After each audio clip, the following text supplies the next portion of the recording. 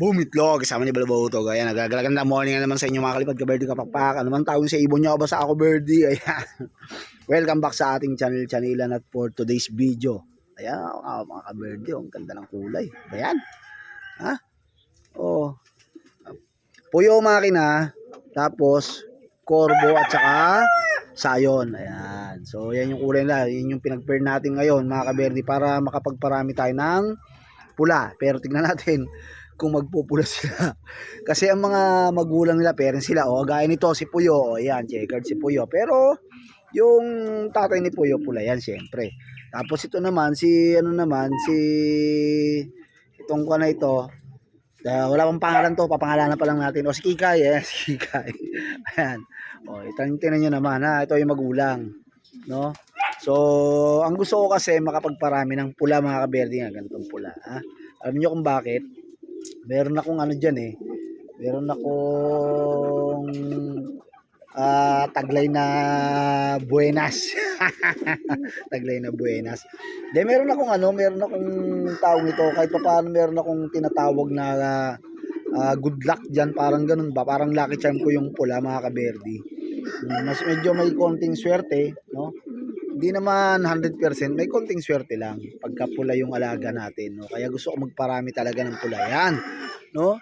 Ganda talaga ng kulay nitong anak ni Puyo tsaka ni Makina, tingnan mo naman yan, kulay pagros siya mga ka-Birdie, grabe, ganda, para siya Muleman's, no? So throwback yung tawag diyan pagka ganyan, maaaring nga nakakuha siya ng kulay sa mga ninuno niya, lolo't lola niya, ganyan mga ka-Birdie, no? So, kaya ganyan yung nilabas sa kulay. Ganda. Alam nyo ba?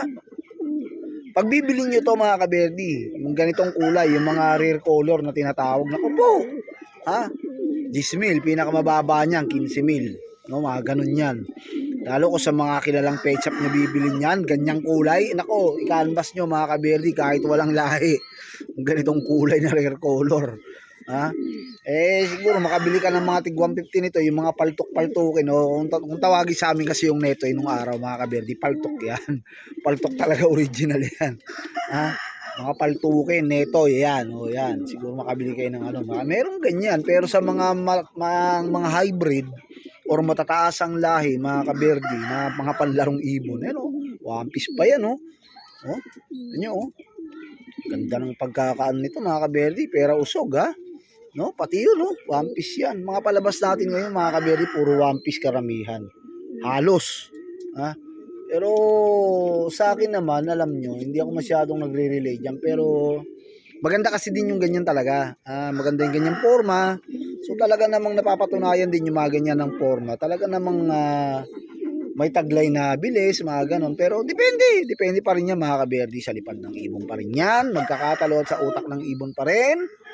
Magkakatalo yan. Samantala, ayan, pasyalan natin itong mga to. Sayang dito, mayroon tayong pisano nakaraan, kaso natapak-tapakan, sayang. Pero ito, abangan natin, inbreed puyo, ayan na naman, no? Meron tayong inbreed puyo mga ka-Birdie, no?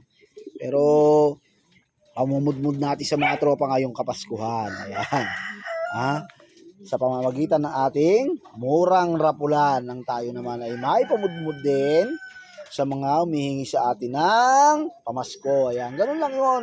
Lang mga ka-Birdie, tawag nito, give love on Christmas Day, ika nga. Ayan, silipin natin mga kulay.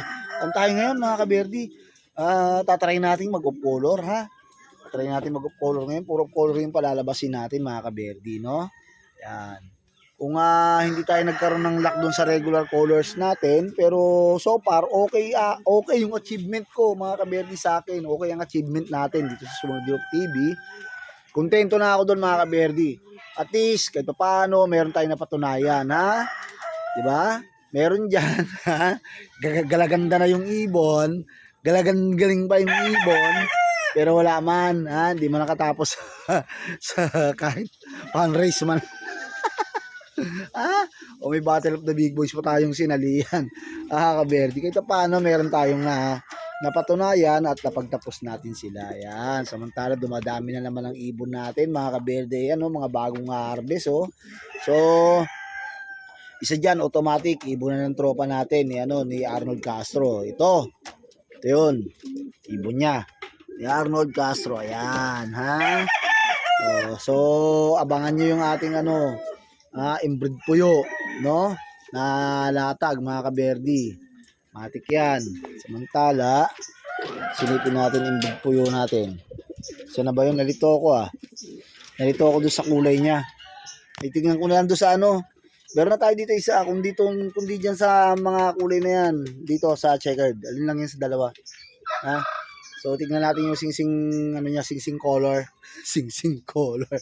Tignan natin yung mga kaberdi. Listahan kasi minsan nalilito tayo. Naku po, ano ba to? Huwag kayong maglulugon dahil, ayan, pinaghahandaan na natin yung ating, green ring. Ayan na, green ring. Magsisimula na yan, mga kaberdi, sa lalong madaling panahon, no? Ayan, yung green ring natin na magsisimula na yan. Kaya lang iba may igsipa pakpak kasi kung mga nakaraan, mga kaberdi, naglugon mga yan. Kaya, ayan, no? O, tinuluyan na natin, pinagbubunot na natin yung iba nilang mga pakpak na palaglag na. Kasi hindi naman talaga ako nagpe-pedering, mga kaberdi. Kasi, yun na nga, para maisabay na rin, para wala nang masyadong aberya kapag ka nagsimula na yung ating karera sa green ring.